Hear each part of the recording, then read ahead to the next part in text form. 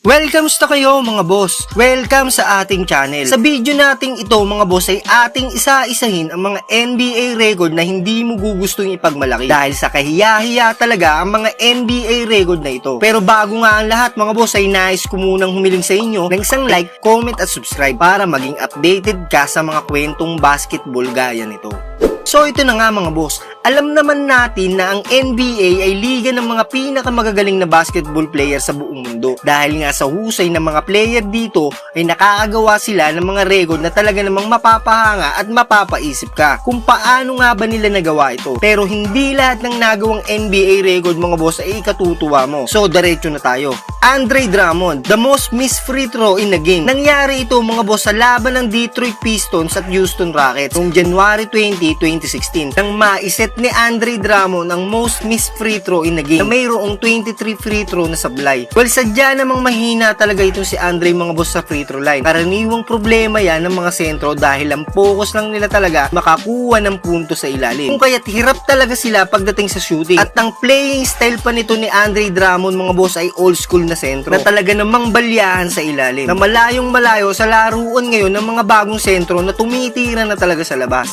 Rasheed Wallace, most technical fouls in a single season. Si Rasheed Wallace mga boss ay kilala sa pagiging mainitin ng ulo at palagi ang pakikipagtalo sa mga referee, lalo na kung hindi niya nagugustuhan ng mga hatol sa kanya ng mga ito, kung kaya't malimit nga siyang tawagan ng technical foul. Noong 2000-2001 NBA season mga boss, si Wallace ay nagkaroon ng 41 technical foul sa loob lang yan ng 80 games at nag-average siya ng 1 technical foul in 2 games. At dahil sa pangyayaring yan mga boss ay binago ng NBA ang rules para sa technical fouls. Nanilimitahan na lang nila sa 16 fouls na kapag lumagpas ang isang player dito ay automatic suspension ng isang game na walang bayad. Denver Nuggets, most 3-point miss in a game. Nangyari ito mga boss nang makalaban ng Nuggets ang Blazers noong December 2012 na sa 22 3 points attempt nila mga boss ay wala man lang miski isang pumasok.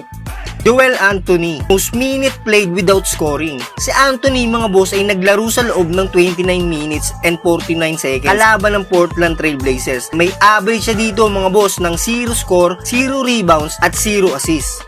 Charlotte Bobcats, worst regular season record. Nakapagtala nga lang sila mga boss ng 7 wins at 59 losses noong 2011-2012 NBA season. At ito rin yung mga panahon na nagkaroon ng pangalawang NBA lockout kung kaya't nilimitahan lang sa 65 games noon ang regular season. Jason Kidd, most turnovers in a game. Si Kidd mga boss ay nagkaroon ng 14 turnovers kalaban ng New York Knicks. Pero sa kabila nito mga boss ay nagawa pa rin ni Kidd na mag triple double sa game na ito. At nagtala siya ng 18 points, 12 rebounds at 10 assists. At masasabi pa nga natin itong quadruple double kung isasama natin ang kanyang 14 turnovers.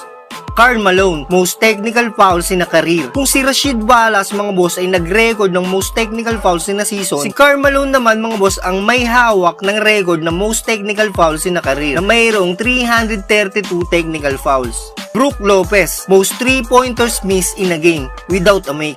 Nangyari ito mga boss kalaban nila ang Phoenix Suns na sa 12 shot attempt ni Brook sa 3 points ay wala man lang miski isang pumasok dito.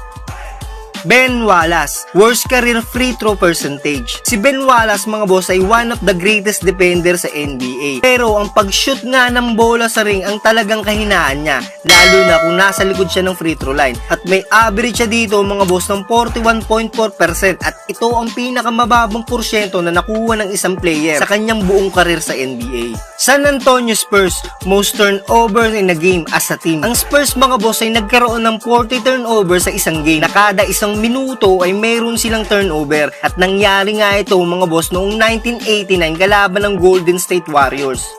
Longest losing streak. Dito sa nakakahiyang record na ito mga boss ay nagtabla nga ang dalawang team na nagkaroon sila ng 26 losing streak. Cleveland Cavaliers noong 2010-2011 NBA season at Philadelphia 76ers naman mga boss noong 2013-2014 NBA season. Lowest scoring quarter in a team. Dito nga mga boss ay nagtabla din sa record ang dalawang team na umiscore lang sila ng 2 points sa loob ng isang quarter. Dallas Mavericks 1996-1997 NBA season at Golden State Warriors noong 2003-2004 NBA season. Jameson Curry, shortest NBA career. Si Jameson Curry mga boss ay nakapaglaro lang sa buong karir niya sa NBA ng 4 na segundo para sa Los Angeles Clippers. Nangyari ito mga boss nang ipasok siya sa nalalabing 4 na segundo ng 4th quarter. Kalaban nila dito ang Boston Celtics. At sa nalalabing segundo na yon mga boss ay hindi man lang siya nakahawak ng bola. Kung kaya't wala kang makikitang nai-record na kahit single statistic sa kanya. Ano sa tingin nyo mga boss? Sa mga nabanggit nating pinaka nakakahiyang NBA record na naitala ay alin dito ang masasabi nyong pinaka worst na talagang hindi mo gugustuhin ipagmalaki? I-comment lang sa baba ang opinion nyo mga boss. Babasahin natin yan. So ito lang muna ang video natin sa ngayon mga boss. At bago nga tayo magtapos ay nais ko muna ulit tumiling sa inyo ng isang like, comment at subscribe para naman maging updated ka sa ating mga future videos.